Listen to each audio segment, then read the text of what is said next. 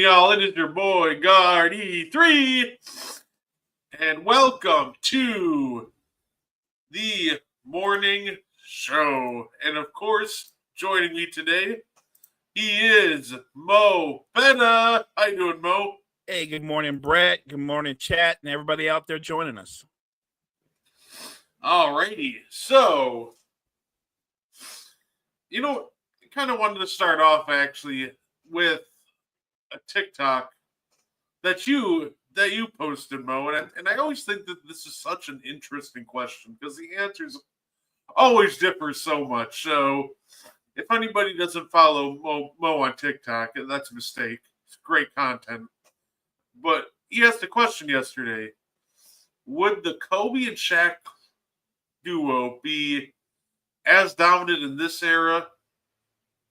And I always think that's such an interesting question because there's like 27 different answers you get.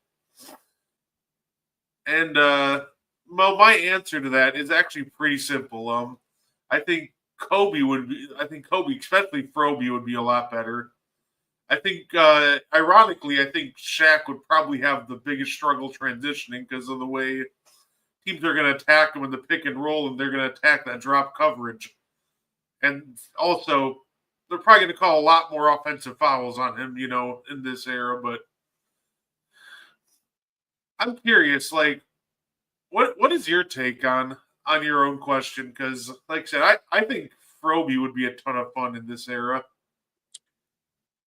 I think that the a solid answer for this question to me is that one, in this era, I think they would reverse roles. I think Kobe or Froby would be the primary, and Shaq would be the second option.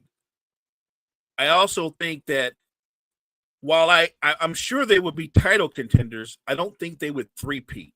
I think they might win one or two, and I don't even know if they would be back-to-back. And that's not a shade.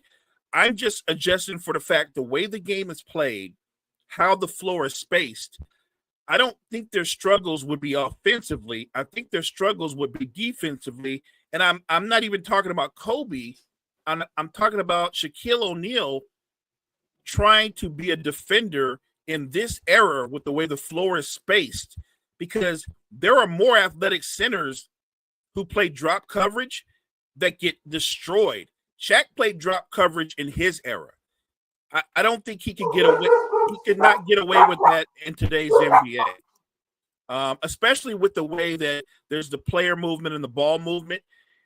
What happens to Shaquille O'Neal when he's the guy that gets isolated by Shai Gilgeous or Ant or KD or LeBron? Because in this era, that's what they do. They run pick and roll, and when that doesn't work, they run a cross matchup to get the mismatch they want, and they eat you alive. If this were Akeem Olajuwon, I could have a different answer because he was terrific in space. I don't think Shaq. I think Shaq's struggle would be teams are going to attack him on offense, and that would be actually their best way of slowing him down on the other end of the court, because I think he would be in foul trouble more. And you brought up a point. On the other side of the ball, when the Lakers are on offense, some of the things that Shaq did in his era, those would be offensive fouls in today's NBA. So while I'm not saying he wouldn't still be great, I don't think he would be as dominant as he was in his era, because of the other side of the ball, he would get exposed more.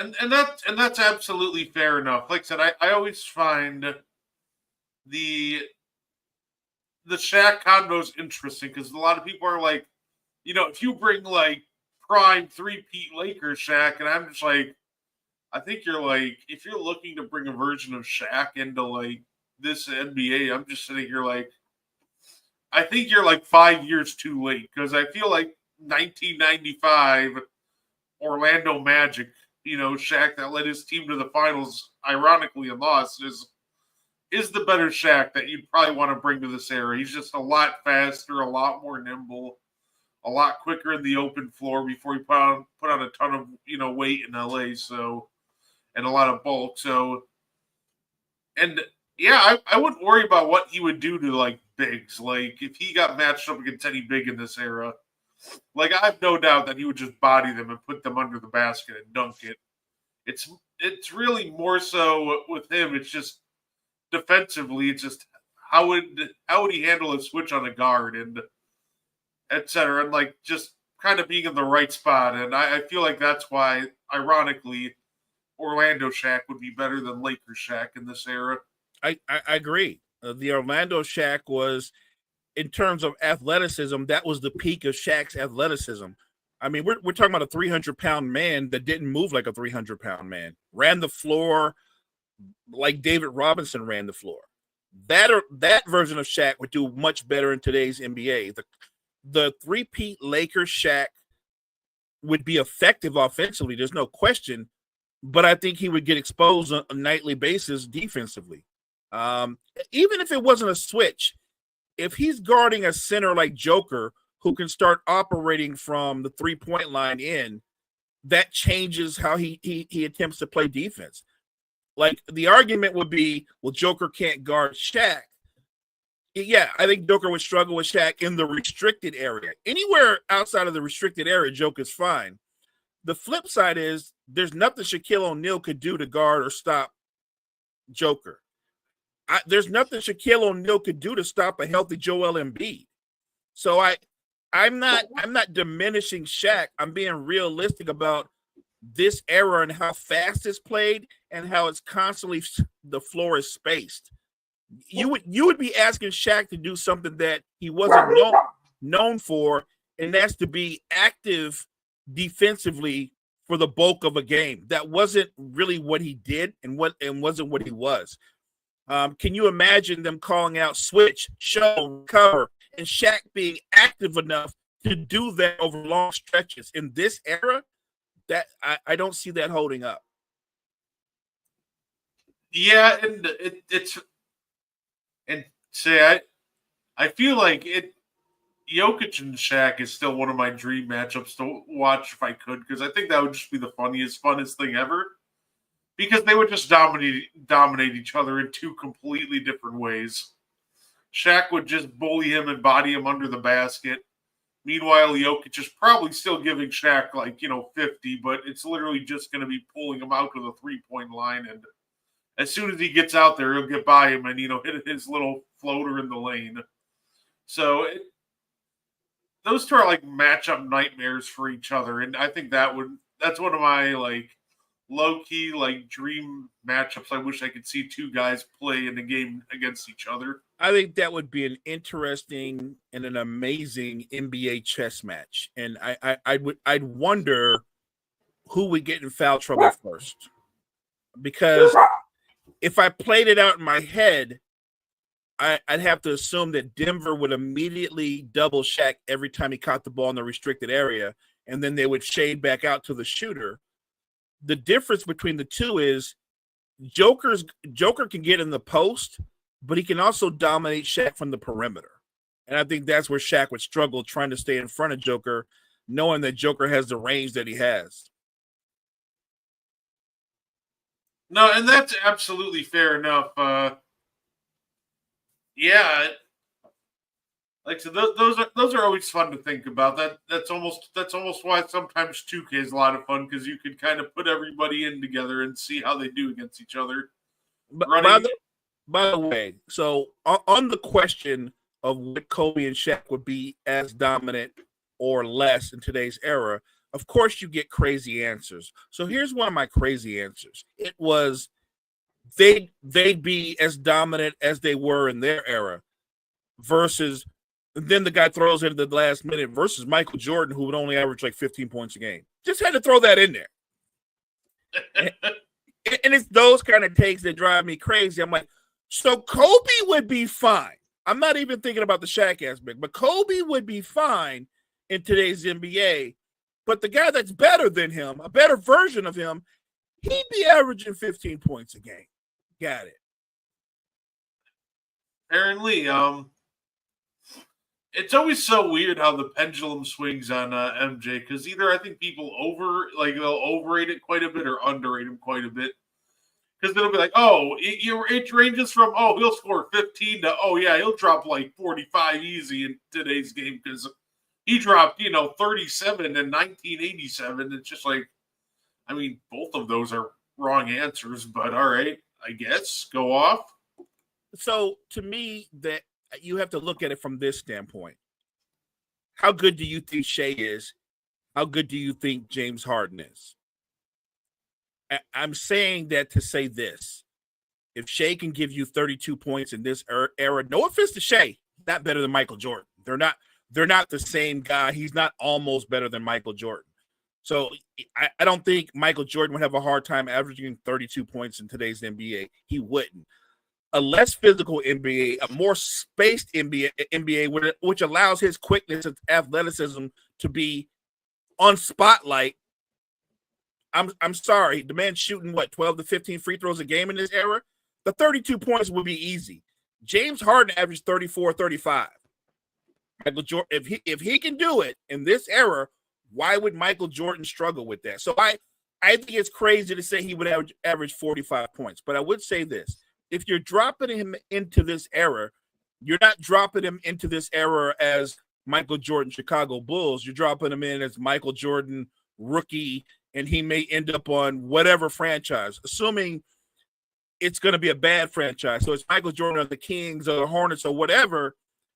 Would Michael Jordan average 40 points a game? Sure, he's at a horrible team. He's probably going to average 40 points a game for about 3 or 4 seasons just to entertain us as they drop games. Michael Jordan at his peak trying to win in this era, he's not averaging 40 points a game. He's probably at around 32 or 33 like he was at his peak because he's trying to win and it's a different situation. My argument would be I think his points in terms of his peak would be about the same. But because the way this era is played that highlights individual talent, I think his other numbers go up. I think the just below 6 assists goes up to 7 or 8 assists. I think his rebounds go up. I think everything else goes up. Yeah, no, and you know what? That's fair enough. Honestly, it's a bad team. Hey, we can put them on. We can put them on today's Bulls and watch them. Probably like He's asking for a trade. He's asking for a trade. If you put him on today's Bulls, he is not going to show the patience that he showed in his era. On today's Bulls, he is walking out the door. Say, what the Bulls, back in the 80s and 90s, made some shrewd moves. I can't remember the last time I looked at the Bulls and went, that was a really shrewd move. I think the last time they did that was when they signed like Alex Caruso to that, 4-year, $32 million contract. I thought that was great. I thought it was shrewd, but they kind of wasted Caruso. Oh, very much so. You know what I mean? Like you brought him there and then you misused him.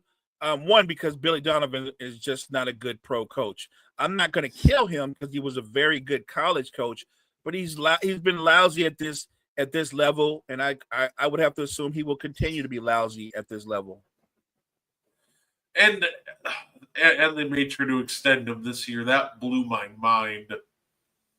When I saw the words that they're prioritizing a Billy Donovan extension, I'm like, what did he do? Like I haven't seen any like major improvements under Billy Donovan, and that's all I'm looking for. If you're a tanking team, that's all I'm looking for. I just want to see some massive improvements, and like 20 good games of Josh Giddey does not mark a massive improvement for me. I'm sorry. You know what? I'm with you. I have to assume that Billy Donovan must just be the funnest coach to play for. Like in between games at halftime, maybe they run a Madden tournament or something. Like he must just be the life of the party. Because as a basketball coach, how did he get an extension? It was like Billy Donovan, let's give you a raise for all the failure we've had. I don't understand that. And by the way, anything Josh Giddey did had nothing to do with coaching. That was all Josh Giddey. It's been a weird offseason for promotions and extensions. Because, Donovan and James Jones just getting, like, extended and, promotions are still two of the oddest moves to me in the offseason. And all James Jones did was destroy the Suns and ruin their future, and somehow he got a promotion. Oh yeah, I'll give him I'll give him credit. They made some nice moves in the draft, but yeah, overall, looking at all the different moves he made over the past couple of years, I still don't see where the extension came from in the promotion, but Maybe he's just so well liked. They're like, we don't want to fire him, so let's just promote him out of there and give him another job title. Hey, fair enough. You know what? I gotta say, Mo, I was checking out some NFL preseason, highlights and such from last night. Giants might have something in Jackson Dart. He continued to impress. I think you know what the funny part is? He had one of those. You're right, Joey. The Bulls are always doing Bulls things. Facts. You know what's funny? He had one of those games. If you look at the box score, he only completed 50% of his passes, but he had a really good game once you start watching the film because then you realize like, oh, Jalen Hyatt like sold them on 2 deep balls like that hit him in the hands and the one hit him in the shoulder. Like he had 2 catchable deep balls that were dropped. He had like a third drop in there too. Like I'm not saying that Jackson Dart is the next coming of Patrick Mahomes, but he's showing flashes that he could be a quality starter in the league, and I think that's all the Giants are looking for right now. I think what I like about Jackson Dart is that whenever he's on the field, he brings an energy. He brings an energy to that huddle. He brings an energy to that offense. He's the kind of quarterback that brings out confidence in his teammate because you can tell he radiates confidence. This isn't a kid who plays or carries himself like he's a rookie. And watching him play, he plays with a confidence and a moxie that I love. That said, he has got to stop running and not learning how to protect himself. If he keeps running the way he runs, he's going to have a short NFL career. He will. Look, you have to slide, man. Sometimes those extra 5 yards not worth your health. Sometimes the best play a quarterback can make is if they just get back to the line of scrimmage and get down, and it's not a negative play. Those little plays like that matter. That extra 3 or 4 yards, not worth the concussion. So I would like him to be a little bit smarter about taking care of himself. But I like the energy that he brings, and I'm with you.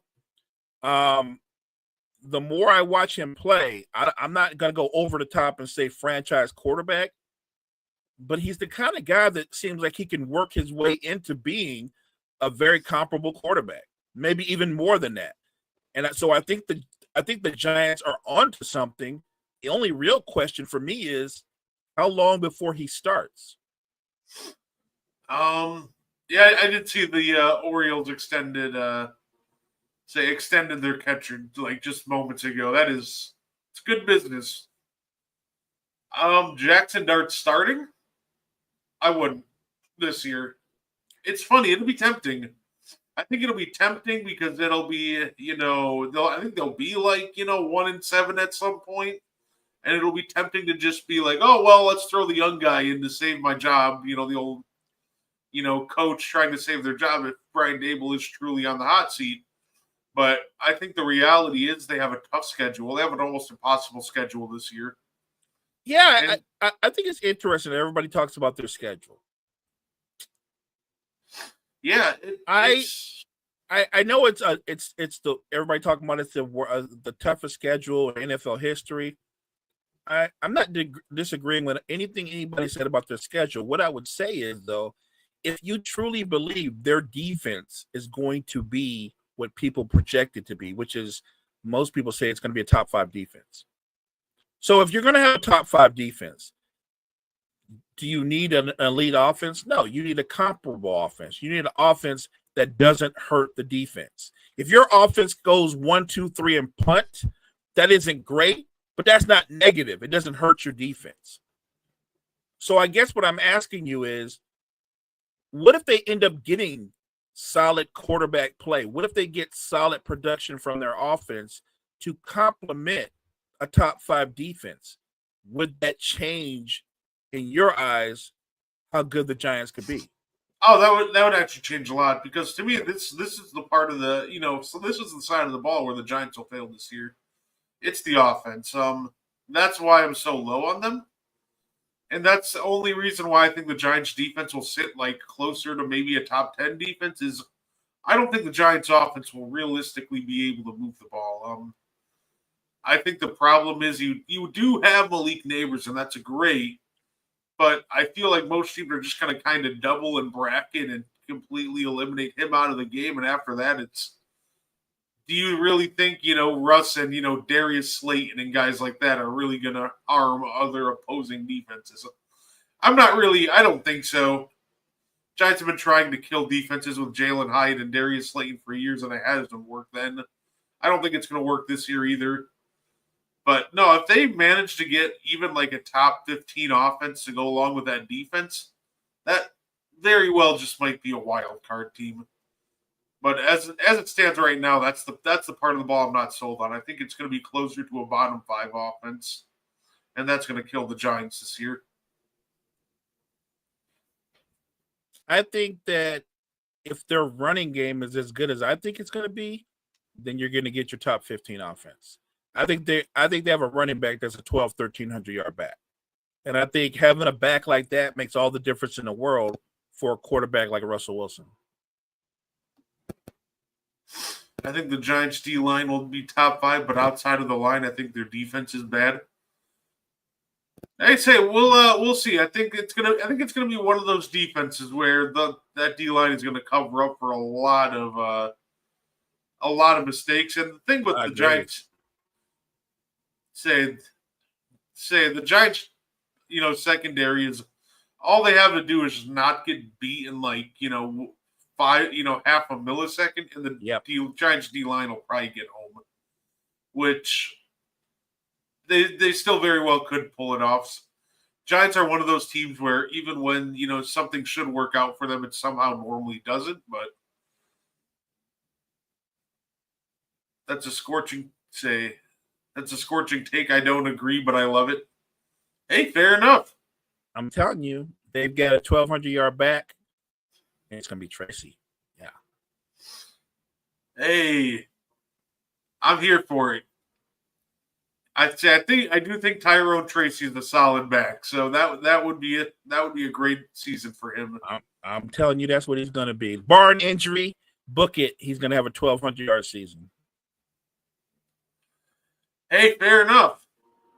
But yeah, I just wouldn't. I agree, Tony. Both Dart and Shedeur should just sit the whole season. Give them a year to learn under some vets, and then maybe next year that's when you try to.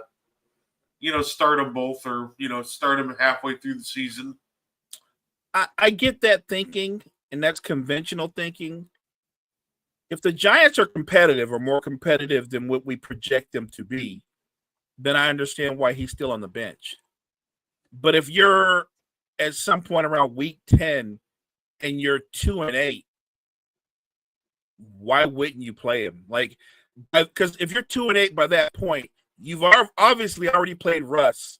You're by that point, Jameis has played, and Jameis hasn't moved the needle either.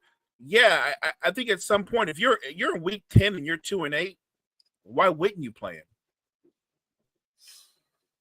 Saying, what it's saying, Shedeur. I'm thinking that when it comes down, it's funny when it comes down to the Browns quarterback room.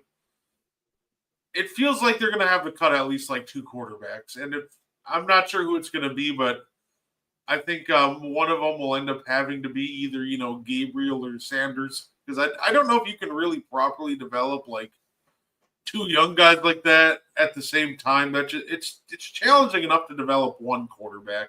But I'm not sure if you want to try to do it with 2, especially if you're Cleveland. Bro, here's the crazy part, though. I agree with you. But if that's the case, you know who's not getting cut or released? The 3rd round pick. He's not getting cut or released. If your thinking is correct, and I don't think you're off, Gabriel's not getting released. He's not getting cut. You don't draft nobody in the third round to cut him year one. So I have to assume, what's the guy they just got from Pittsburgh? Say, I know they have. Oh, Kenny Pickett. Yeah, he can go or get traded or whatever, but I have to believe that Gabriel Shador will be on the roster. That's what I believe. And I also believe that if Joe Flacco can replicate the season he had where he looked like Super Joe for them, then he's going to be the starting quarterback from the beginning to end. But if he's Joe Flacco, king of the pick six, he won't be the quarterback very long, which means that Gabriel will get an opportunity, or Shador. That's what I believe. I think that their quarterback room situation is it unlike the Giants' quarterback room situation. You have a veteran placeholder that you hope can solidify the offense, but if that veteran struggles and the team struggles, you're going to put in one of the younger guys. And if Gabriel stinks it up, Shador's going to get an opportunity. And I agree with that. The Browns, I think for sure. I think towards the end of the year, you could very well see maybe some of their young guys get in. It really depends. It's tough. Like you want to let them sit and bulk up and just kind of learn the offense. So it's one of those things where I think Joe Flacco, it's just you kind of let him go as much as he can, and I could very well see though in Cleveland those young guys getting some reps towards the end.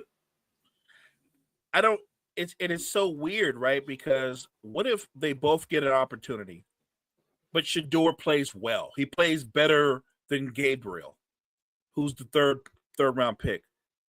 What does that look like for the Browns going forward? Not this year, but into next season. I feel like if you're the Browns, you just keep the better quarterback. Like if Shador completely outplays Dylan Gabriel, like then I think you look to maybe move on and see what you can get from for Dylan Gabriel. Like it'd be a tough pill to swallow, but I also just don't think you should have drafted a quarterback in the third and fifth round. So that's just kind of a pill that you dug your own grave with that one. You read my mind, partner. That's exactly where I was going. Why did you do that? Why did you do that? You need Gabriel to be better than Shador. Because if he's not better than Shador, then people are going to go, why the hell did you draft him when you could have drafted Shador in the third round? And that's the frustrating part. That was the most Browns going to Brown move. I remember, obviously being there, and then, they drafted Dylan Gabriel, and it's just like, well, now they're not going to draft Shador because there's no point in drafting Shador. They don't need Shador because they already decided that Dylan Gabriel's their guy, and then they're just like, we're going to double down and get Shador in the fifth round. It's like, not sure where you're going with this one, but like you can't just roster 27 different quarterbacks and hope one sticks. That level of thinking has just never worked out at all. No, I agree. So, part of me hopes they figure it out, but I also just understand that, the Browns are just going to Brown, and there's nothing anybody can do about that. Say, Steelers' first-round pick, Derek Harmon, he sprained his knee, so it's probably going to be missing some time. I hope he gets back soon. I really liked him as a prospect. Ironically, he was the guy I thought the Packers were going to go after. Really great defensive line talent. But obviously he got picked up, before we could, possibly take him by the Steelers, which is fine with that. It led to us getting Golden, which Golden was probably the pick for us anyway. So hopefully he recovers quick because I definitely want to see him out there. Speaking of the Steelers, if you could project, what type of offense do you think the Steelers will have over the bulk of this season? Will it be a middle-of-the-road offense, or will it be more of a bottom-dweller offense? I I'm guessing it'll probably closer. I think it's either going to be. I think it'll be closer to a bottom dweller offense. I think it's going to be a bottom 10 offense, and I think the nicest thing I can say about it, maybe if they get hot, they could be a top 20 offense. Like, I don't have that much faith in the Steelers offense. You have obviously, Jalen Warren and I think, Metcalf and Joanu Smith are, some great weapons to have. But, when you're the Steelers and you're running the Aaron Rodgers offense, he tends to like to put the ball in his own hands and minimize the run game. And I'm not sure if they have the passing weapons to really minimize the run game, like what tends to happen with Aaron Rodgers led offenses. So I think this has bottom 10 offense kind of written all over it. And if I'm being nice, I think they can sneak into the top 20, but I don't really see them going much higher than that. I don't think they have the weapons, and more importantly, I don't think they have the offensive line for this to be an Aaron Rodgers heavy offense. Maybe if Aaron Rodgers were 10 years younger, but this version of him right now, who's not as mobile as he was, playing behind this offensive line, I suspect that he's going, for them to be good, he's going to have to make a lot more quick reads. He's going to have to make a lot more short passes. And look, it might not be pretty, but I think if they're going to be somewhat of an effective offense, Aaron's going to have to learn how to dink and dunk consistently. He's done it before. I just don't know how, effective that just ends up being with the weapons that they have. Because I remember that it was 2015, the year Jordy Nelson tore his ACL, and our run game was terrible. So I literally just watched Rodgers' run game be quick screens and slants and just getting the ball out really quick. I know he can do it. I also just don't think that's going to lead to great offense, because a lot of our offense that year was a lot of Rodgers, prime MVP Rodgers' magic of rolling out of the pocket and just creating things that, shouldn't have even been there in the first place. And I think that aspect is long gone. I think if Rodgers wants to have, and the Steelers want to have a top 15 offense, they just got to make sure they trust the run game to, establish that early and often. Because if they don't, I don't like the way where this offense is headed if they don't. No, I agree. I think that, look, if I'm projecting honestly, I think this is going to end up being Mike Tomlin's last year in Pittsburgh. I think this season will break that streak of, Mike Tomlin having winning seasons.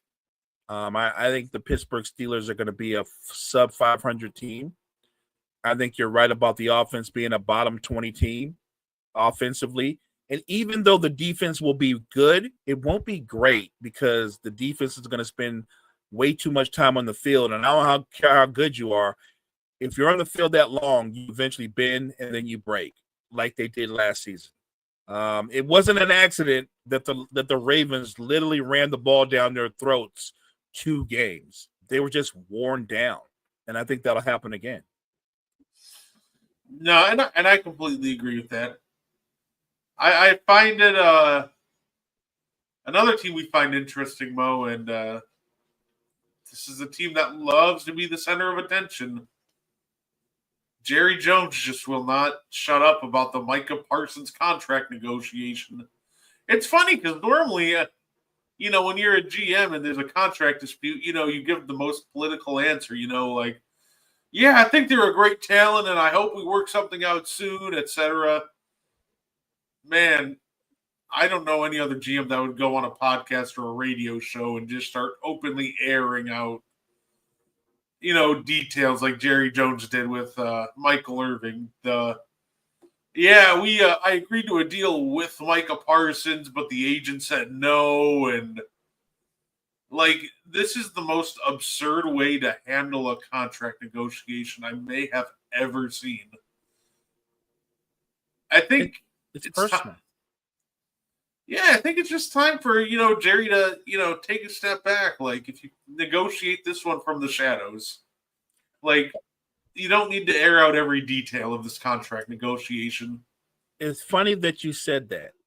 I feel like this has gone so bad that this is starting to look like one of those action movies where you got to call for a negotiator. You know what I mean? Like they're negotiating, but they need to bring in a negotiator. Someone better at this thing than Jerry Jones or his son ever was. Jerry Jones is trying to win the public opinion argument. He's trying to sway it that way. And he won't win that because everybody knows if you offered Micah Parsons the same type of money as the guys that play his position, that just a couple of guys Myles Garrett just got. Like, if you offered him that type of money, Micah Parsons would be signed. My guess is even if he offered that type of money, Jerry and Steven tried to do something shiesty and they didn't guarantee as much as Micah Parsons and his agent wanted guaranteed. And so this has turned into, well, we thought we had a deal done, and then his agent told us to shove it up our, you know what? And I'm like, the only way the agent said something like that, and I'm not saying he didn't say it, but the only way he said that is y'all, if you offered a crappy deal, if you took away some of the guaranteed money, any good agent would tell you what to do with that offer. So I feel like this back and forth, in a weird way, Brett, it's only gotten worse. It's only gotten worse. And we're 2 weeks away from them playing the Eagles. At this rate, I don't see how Micah Parsons is on the field for that game.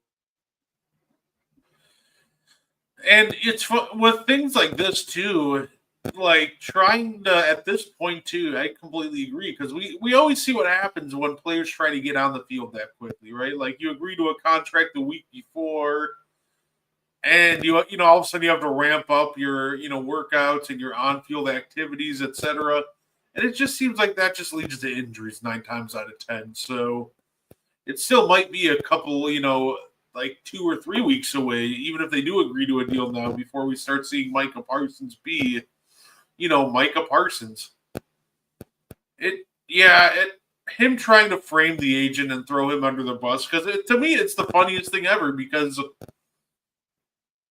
the Cowboys fans are eating it up, and they're like, "Oh, Micah Parsons' agent is so bad," and also it's just like, dude, you're gonna take Jerry Jones' word at face value, like do that at your own peril. But I only like half believe what Jerry Jones is saying half the time, and it feels like he's not telling the whole truth with this one. He's just trying to put pressure on Micah Parsons and company by getting the fan base riled up.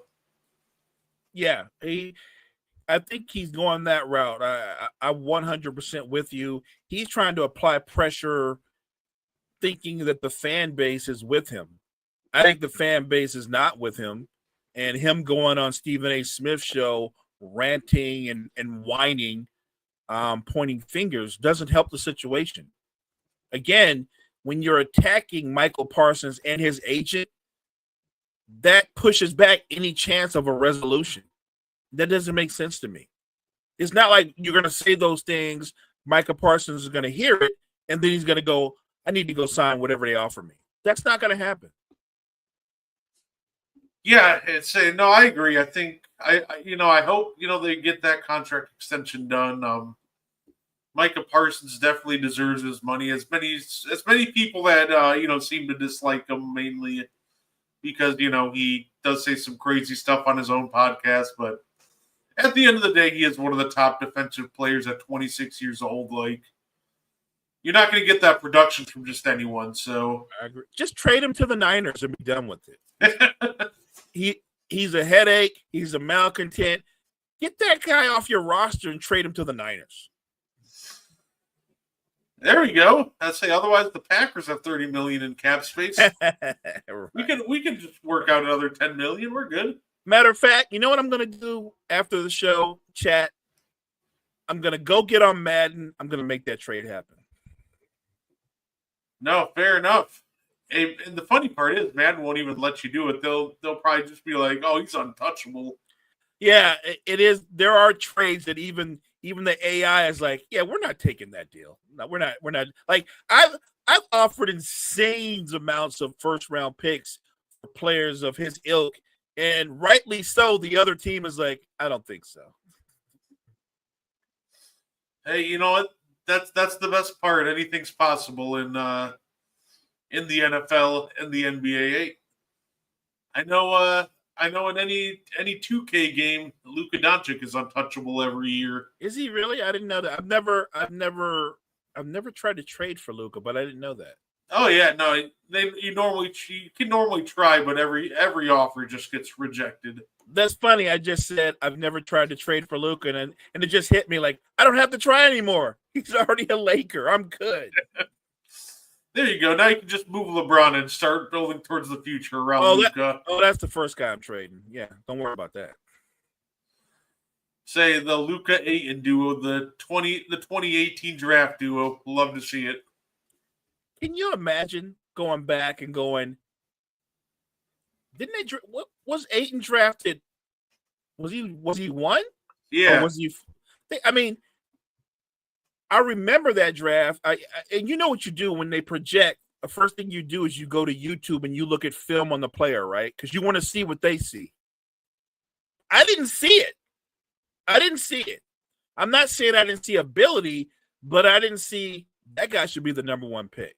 I felt the same way about Aiton as I felt about God, what is his name? What is the young man's name, Brett? That Golden State drafted, the big, and everybody Wiseman. Yes. I felt about Aiton the same way that I would later feel about Wiseman. I watched all the film on Wiseman, and here's the crazy part. They were going, athletic, could run the floor, lengthy, will only get better over time as he grows into his man body, all those kind of things. I watched Wiseman, and all I saw was Othello Harrington with an afro. That's what I saw. And I was like, you going to draft him that high? What like Golden State has done a lot of things right, but that was as wrong as you can get. Okay. I was not expecting Othello Harrington with an afro. That is great. That's what they're the same guy if you put an afro on him. They're the same guy. He I don't know how you could actually send your scouts there, look at him and go, guys, we got to get this guy. Are you cool?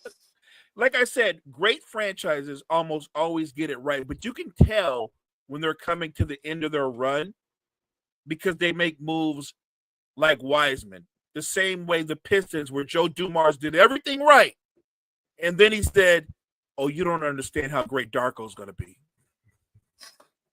Yeah, it's normally the sign when the draft picks start missing that badly. That's when you start to realize, like, uh-oh, we might be losing the plot here because they've had quite a few duds in the past couple of years. Granted, they did do pretty well with Jordan Poole. That helped get him a championship. But Poole was really good, and like the only reason he's not there obviously is because of the internal stuff. But in the role that he was, Jordan Poole could have been the ultimate sixth man for the next 7 years, right? And they blew that up. They got that right. But I'm not going to say that Moses Moody isn't a good player, but that's the problem, right? He's just a good player, right? He doesn't really move the needle per se. I don't have a problem with Podge. I think Podge is a good player, but he's a good player. I don't think he moves the needle a certain way. They haven't drafted a guy that moved the needle in a long time. The closest you could argue is Kuminga, right?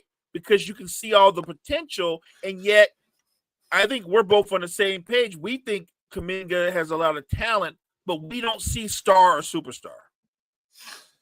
I say, yeah, no, the way Kuminga ball, it just seems like you're destined to either be in the lottery every year, or if he gets really hot, you might sneak into one of the last play-in spots just to get smoked in the first game. But that it does not sound like a great idea for Kuminga ball. I don't think he's a star. I think he's just a very high-end role player. I think he could almost become like, I feel like he could hit like Brandon Ingram levels of stardom if you count him as a star, but I think that's about as high as I can, really realistically think he's, got.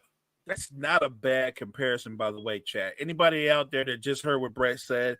I know some people are like, what? As good as BI? Like, if you really look at BI and look at what he does, yeah, I think the Kuminga comparison is almost spot on. If you put Kuminga somewhere and he can get 18 shots a night, he's going to get you 22, 24 points a game. You're not going to win a lot, but he is going to get you 22, 24 points a game. I like Brandon Ingram. I've always liked Brandon Ingram, but I never liked Brandon Ingram as my best player. I never liked him if he's your second best player. If he's not your third or fourth best player, your franchise is headed in the wrong direction. That's just facts. I like Kuminga the way you like him. I think he's a high-level rotational player who is capable on a given night of dropping 30. But I think he probably end up averaging as a rotational player between 12 and 15 if you're a winning team. No, and I completely agree, and I agree with that. I think they're both fun players, but we've already seen for years in New Orleans what happens, like with Brandon Ingram being your second best player, and arguably at times your best player. When Zion's out, which was very often, it really didn't get you anywhere. It didn't go very far. It was fun for stretches, but fun doesn't exactly win you playoff games. So agreed. Oh, you know what? It is Slander Friday. I saw something that I thought was slander. They did a thing where they said top 10 dunkers of all time, and they had Zion in the top 10, and I'm like, there's no way he's one of the top 10 dunkers of all time. He don't play enough to be ranked the top 10 dunker of all time. I'm sorry. Zion Williamson is not one of the 10 greatest dunkers, and he does not make that cut. We have hypothetical Herbert in the NFL, Mo. Is it time to add what if Williamson to the list? Like, I like that. What if Williamson? It feels like that's what we're doing with him. Where he's like, we're putting him in the same Justin Herbert discussions, like, well, if he's healthy, what if this happens? Like, I don't care about what if. All I care about is what I've seen, and what I've seen is Zion, as great as a talent as he is, can't stay healthy. I'm not putting him on a greatest dunkers list. That was insane. That was insane to me. Right, like he's thrown down some cool dunks, but like I don't think that should be enough to warrant him being on an all-time, dunkers list. It's crazy. And here's the thing.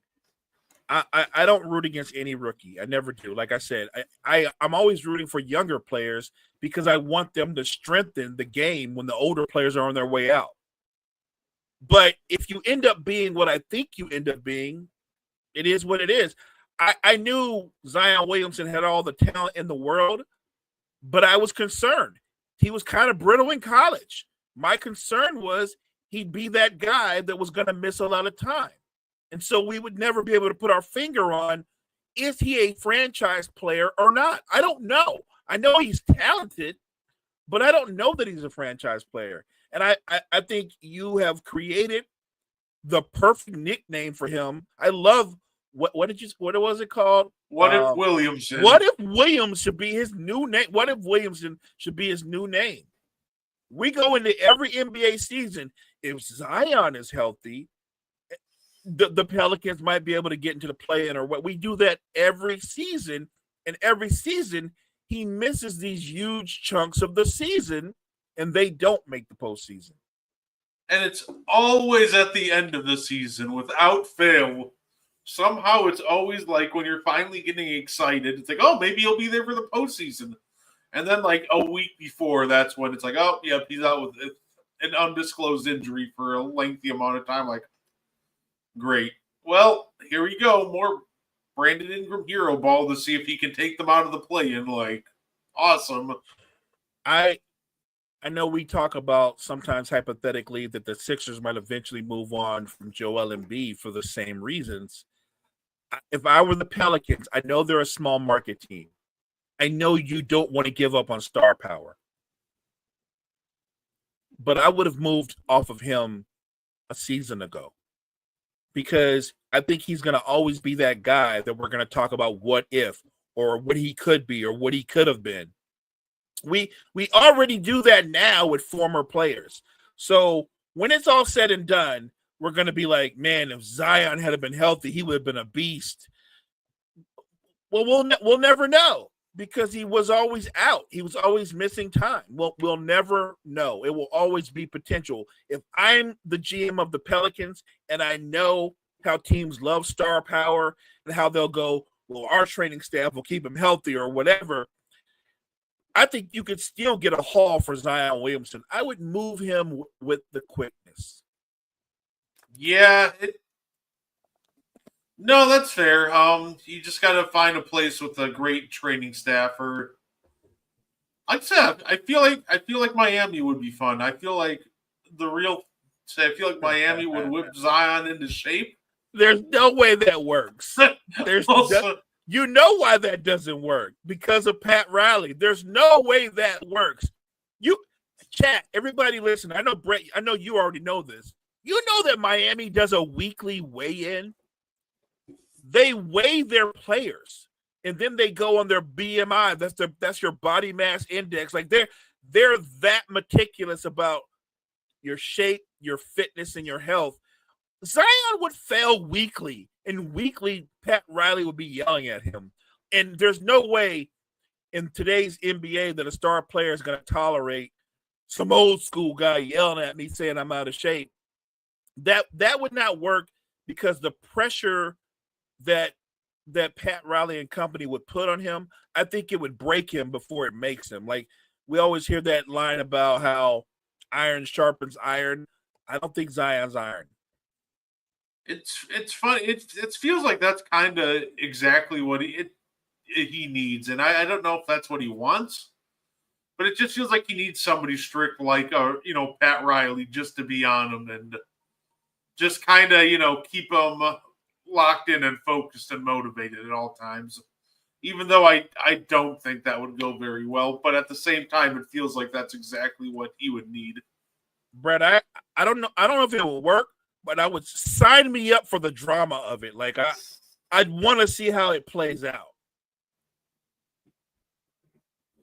No, fair enough. I figure, last 10 minutes, Mo, why not talk some wrestling? Because Wrestling. they already announced that the ESPN deal that we thought was going to start next year, it's actually starting next month. And they're going to kick their deal off with WrestlePalooza on the 20th, which is, of course, they're counter-programming AEW All Out with that. It's interesting.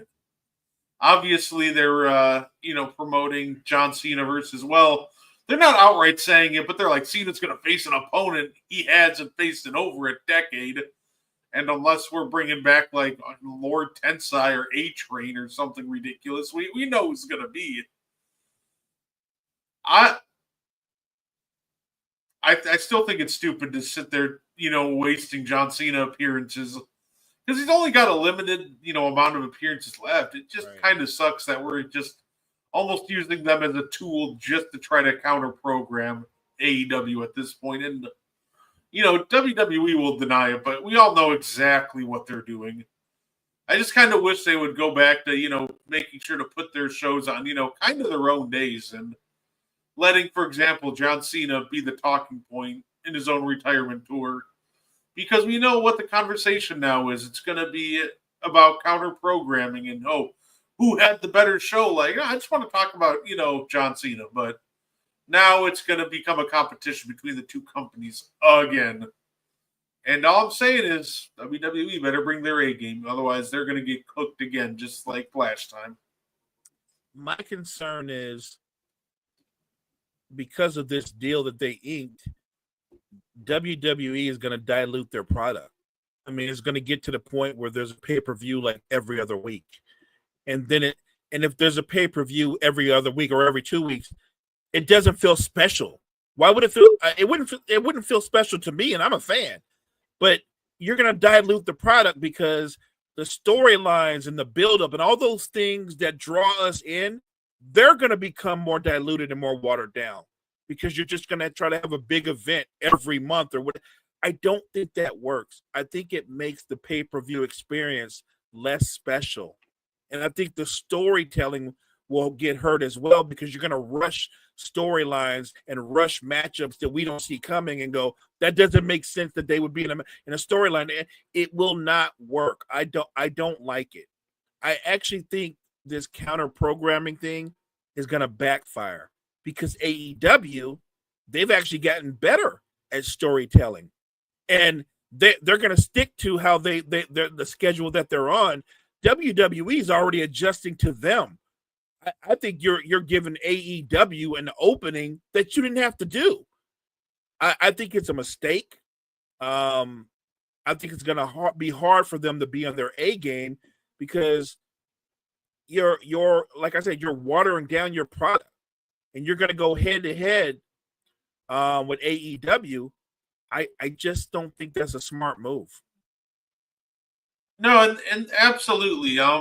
It's going to be like in the 2010s when they started like throwing the most bizarre pay-per-views out there, like oh, spend $60 to buy Fatal 4-Way the pay-per-view. Like, why are we building a pay-per-view around like a Fatal 4-Way matches? That sounds terrible.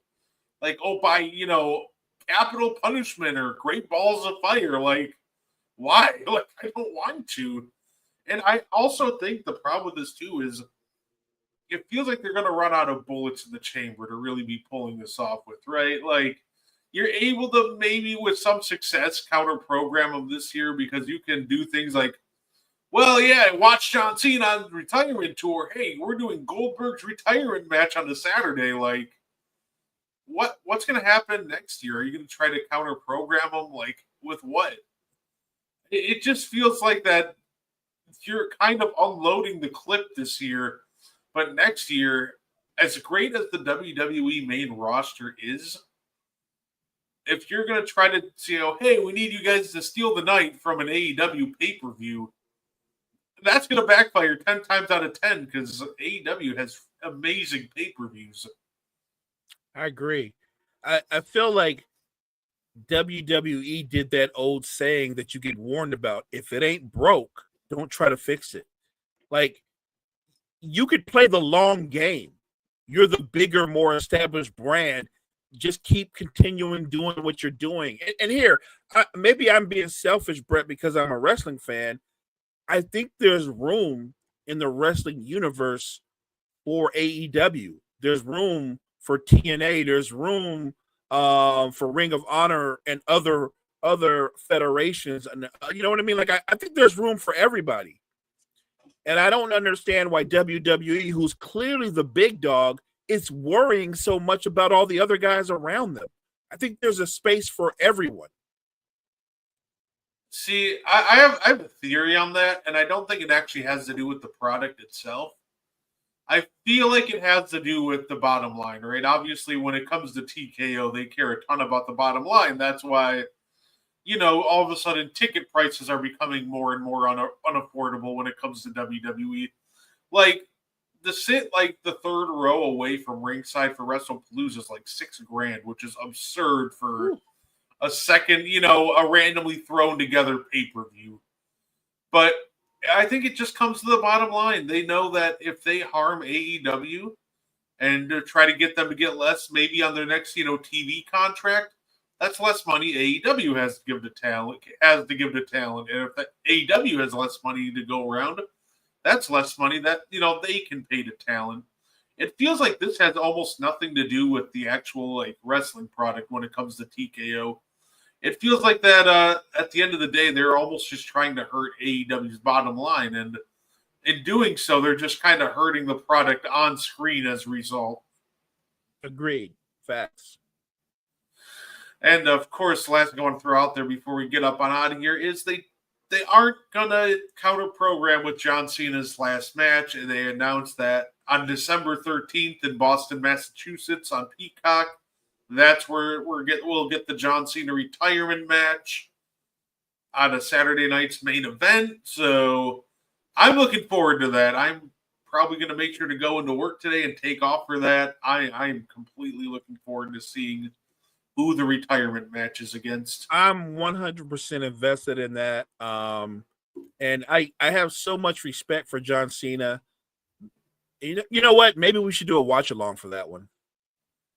Hey, I'm down. Like I said, I'm going to make sure to put an off for it. So yeah, let's do it. I mean, let's show respect for the GOAT. Let's do a watch along for that. Bet. No, sounds good. And saying that's all the time we have for today, Mo. Anything you want to add before we get up on out of here? No, thank you, chat, for being so lively. Appreciate you, Cottrell, Kyle, Jory coming through, and everybody else that's joining us on whatever platform you're joining us on. Make sure you guys check out all the great content that we have at Wire to Wire Network. Wire to Wire Network, we appreciate you. And of course, you can catch Mo and I next Tuesday for the Meaty Boys podcast, where we're gonna have a great show. We're gonna have, I think, for Forbidden Doors this Sunday for AEW. We'll have an AEW pay-per-view to talk about, whatever WWE news comes along. And listen, we're going to have a lot of fun. We're going to take every single player playing right now and try to rank the top 10 players if everybody was in their prime. So I think that's going to be a lot of fun. So we got some fun content coming up for you guys. So we hope you tune in for that. But thank you for tuning in tonight. We definitely appreciate you. And have yourselves a great weekend.